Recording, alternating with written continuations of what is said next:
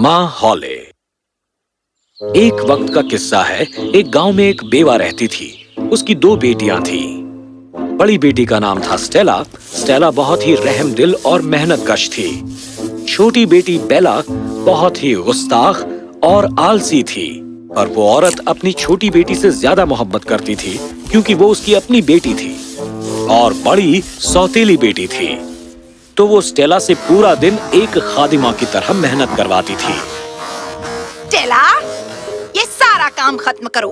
तुम्हें अभी भी बाहर जाकर सूत काटना है। बेला, यहाँ आओ मेरी प्यारी बच्ची, तुम्हें भूख लगी होगी, कुछ खा लो। स्टेला ने जल्दी ही घर का सारा काम खत्म कर लिया और बाहर गई सूत काटने। हर दिन सौतेली माँ उसे गांव के कुएं के पास भेजती सूत काटने के लिए और स्टेला सूत काटती रहती जब तक कि उसकी उंगलियों से खून बहने ना लगे। एक तोता कुएं के करीब रहता था। स्टेला सूत काटते वक्त उससे गुफ्तगू करती। एक दिन जब वो सूत काट रही थी, उसकी उंगलियों से खून निकलने लगा और खून ने तकली को दागदार बना दिया। उसने तकली को कुएं पर धोने के लिए रखा और पानी निकालने लगी, तभी तकली कुएं में गिर गई। नहीं, ये तकली तो कुएं में गिर गई है। अब मैं क्या करूं? अगर अम्मी को इसका इल्म हुआ तो बहुत खफा होंगी। स्टेला ने बहुत कोशिश की पर वो तकली को निकाल न सकी। वो दौड़कर घर गई और उसने अपनी सौतेली माँ से कहा, अम्मी, वो तकली कुएं में गिर गई है। तकली के बजाय तुम क्यों नहीं कुएं में गिर गई? अब मैं दूसरी कहाँ से लाऊं? जाओ और उसे कुएं से निकालो। तकली के बिना तुम वापस मत आना, समझ गई? रोते रोते स्टेला वापस कुएं पर गई। तकली को कुएं से बाहर निकालने के लिए पहले ही वो काफी मशक्कत कर चुकी थी।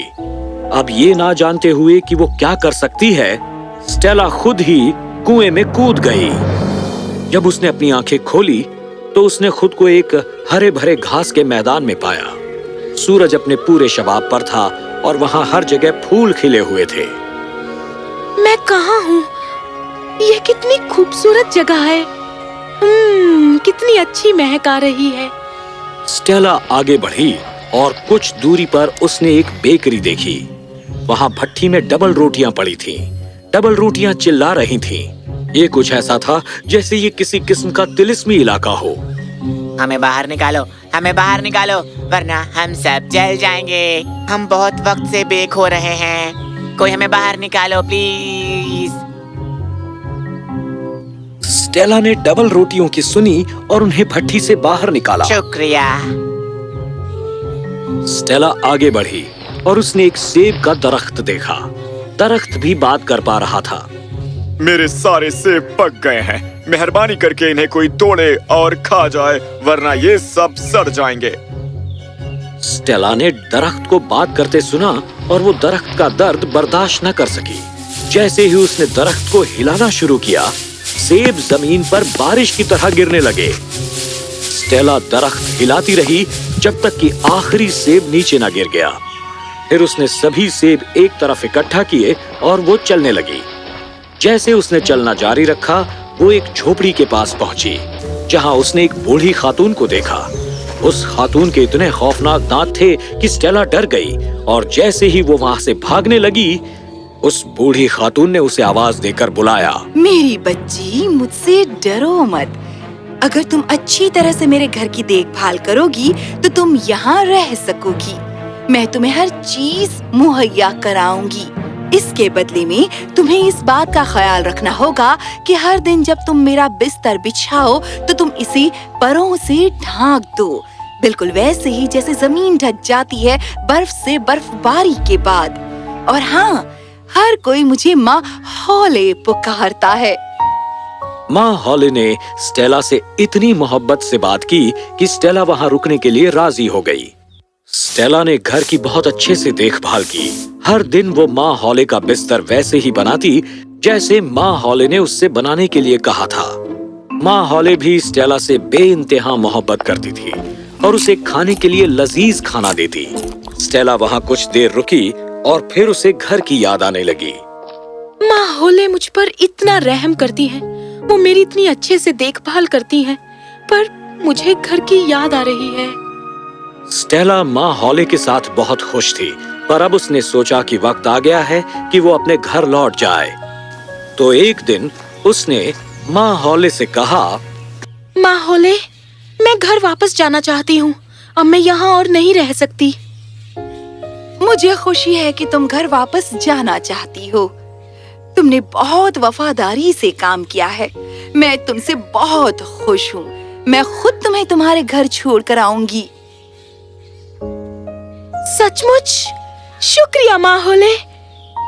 माँ हॉले ने स्टेला का हाथ पकड़ा और उसे बहुत बड़े दरवाजे पर ले गई जो सोने का बना था। दरवाजा खुल गया। जैसे ही स्टेला ने दरवाजे की दहलीज लांघी तो उसके ऊपर सोना बरसने लगा। इससे पहले कि वो कुछ समझ पाती, वो सिर से पांव तक सोने से ढक गई। ये तुम्हारा इनाम है। इतनी मोहब्बत से तुमने मेरी खिदमत की। और ये लो तुम्हारी वो तकली जिसे तुमने कुएं में गिरा दिया था। स्टेला बस ये सोच रही थी कि क्या ये सब सच है या फिर एक ख्वाब है। अपनी पूरी जिंदगी में किसी ने उससे इतनी मोहब्बत नहीं की थी। उसकी आंखें खुशी के आंसू से भर गईं।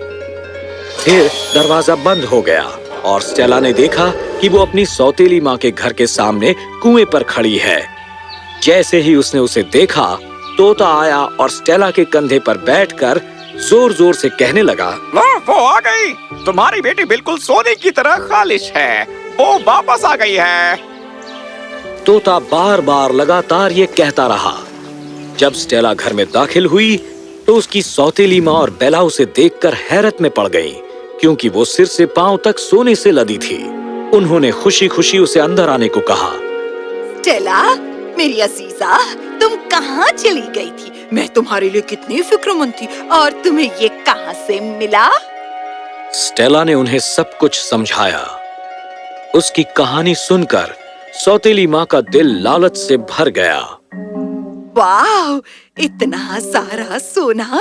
अगर मैं बेला को भी वहाँ भेजूं तो मैं बहुत ही दौलतमंद बन जाऊंगी। स्टेला की तरह सौतेली माँ ने बेला को भी कुएं पर सूत काटने के लिए भेजा। बेला ने अपनी खुद की उंगली पर एक कांटा चुभा दिया ताकि उससे खून निकले। उसने वो खून तकली पर लगाया और उसे कुएं में फेंक दी और फिर खुद भी कुएं में कूद गई। स्टेला की तरह ही उसकी भी आंखें घास के मैदान में खुली, जहां वो उठी और आगे बढ़ने लगी। वो बेकरी तक पहुंची। भट्टी में डबल रोटियां चिल्ला रही थीं। हमें बाहर निकालो, हमें बाहर निकालो, वरना हम सब जल जाएंगे। हम बहुत अरसे से बेक हो रहे हैं। कोई हमें बाहर निकालो। तुम पागल हो गए हो? तुम्हारे लिए मैं अपने हाथ कंधे क्यों करूं? बेला ने ऐसा कहा और आगे बढ़ी। फिर वो सेब के दरख्त के पास पहुंची। मेरे सारे सेब पक गए हैं। मेहरबानी करके इन्हें कोई तोड़े और खा जाए, वरना ये सब सड़ जाएंगे। तुम क्या पागल हो गए हो? मैं ये सेब क्यों तोड़ूं? क्या होगा अगर कोई सेब मेरे सिर पर गिर गया? उसने दरख्त से भी बड़ी गुस्ताखी से बात की और आगे बढ़ गई। आखिर में वो माँ हॉले के घर पहुंची। उसने स्टेला से उनके भयानक दांतों के बारे में सुना था, इसलिए बिना डरे वो माँ हॉले के पास गई और उनसे काम मांगा। माँ हौले, मैंने सुना है कि तुम्हें किसी खादिमा की जरूरत है। मुझे वो मुलाजमत दे दो। माँ हॉले ने उसे पूरा काम समझाया कि कैसे वो चाहती थी कि हर दिन उसके बिस्तर के ऊपर पंख बिछाए जाएं। पहले दिन बेला ने माँ हॉले का हुक्म माना। फिर अगले दिन से उसने काम में कोताही शुरू कर दी। तीसरे दिन उसने कुछ भी नहीं किया। आखिर में वो पूरा दिन सोने लगी। उसने यहाँ तक कि माँ हॉले के बिस्तर के ऊपर पर बिछाने की हिदायत की भी परवाह नहीं की। अपने बिस्तर के ऊपर पर ना देखकर माँ हॉले बहुत खफा हो गईं और बेला के पास जाकर उन्होंने कहा, मेरे ख्याल से अब तुम्हें घर वापस चले जाना चाहिए। बेला ये सुनकर खुश हो गई।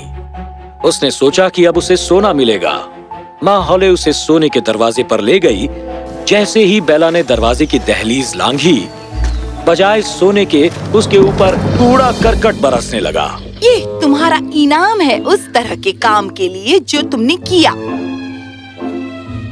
दरवाजा बंद हो गया और वो घर वापस आई। तोते ने उसे देखा और कुएं पर बैठकर वो चिल्लाने लगा। लो वो आ गई। तुम्हारी बेटी बिल्कुल कूड़े की तरह बदसूरत है। वो वापस आ गई है। इसीलिए कहा गया है कि नकल को भी अकल की जरूरत होती है।